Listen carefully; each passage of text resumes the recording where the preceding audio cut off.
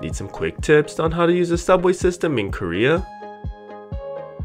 The following are some helpful information that will get you up to speed on how things work.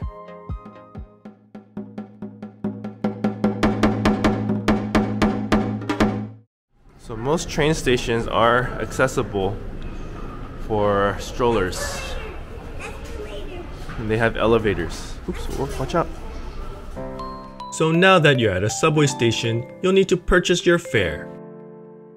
The most convenient way to pay is by getting a T-Money card, which you can buy at a convenience store for 5,000 won. T-Money is like a rechargeable gift card that can be scanned for entry, and the balance will be automatically deducted. And then a lot of subways or train stations, they'll have these vending machines, ticket vending machines.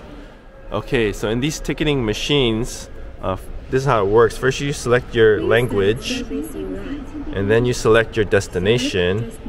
And so destination is wherever you want to end up, so we'll just pick Baekseok.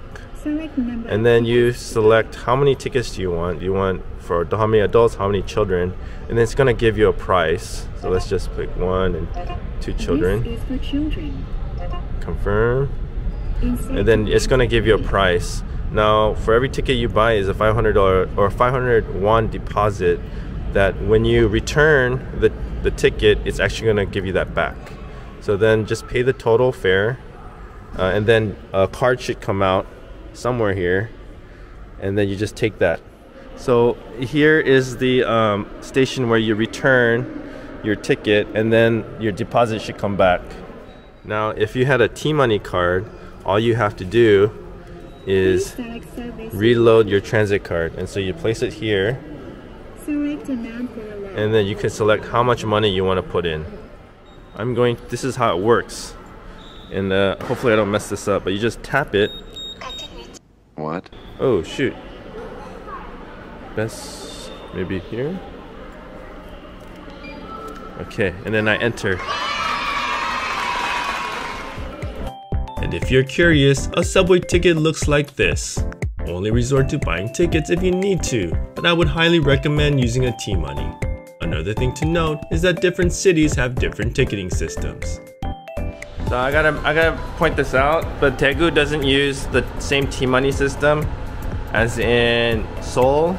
So these type of machines don't work.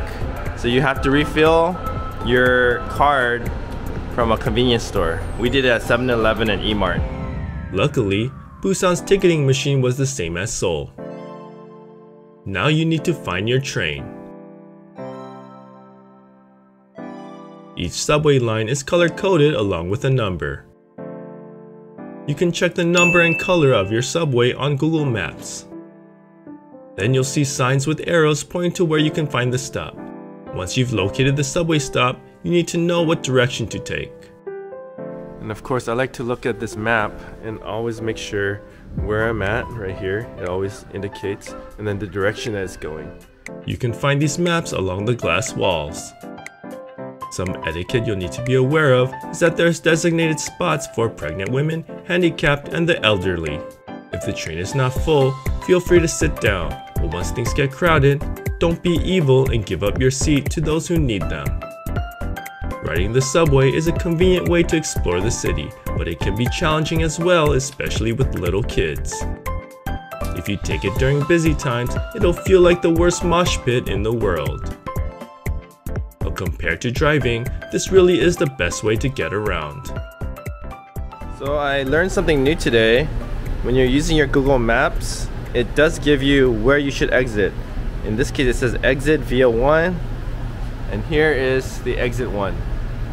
So a lot of times in these stations, it's kind of confusing where to exit. You just gotta follow the yellow sign. And make sure when you're at the station, watch out for these type of charging cables. That way, if you're out of power, you can just plug in your phone and you can charge it while you're at the station. Another great thing about subway stations is that they all have shops and restaurants inside. And before I forget, let's talk prices.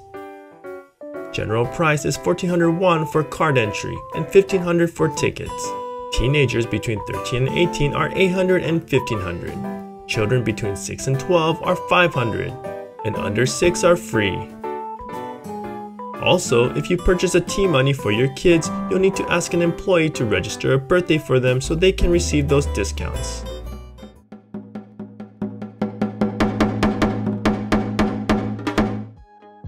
You should now be a pro on how to use the subway lines.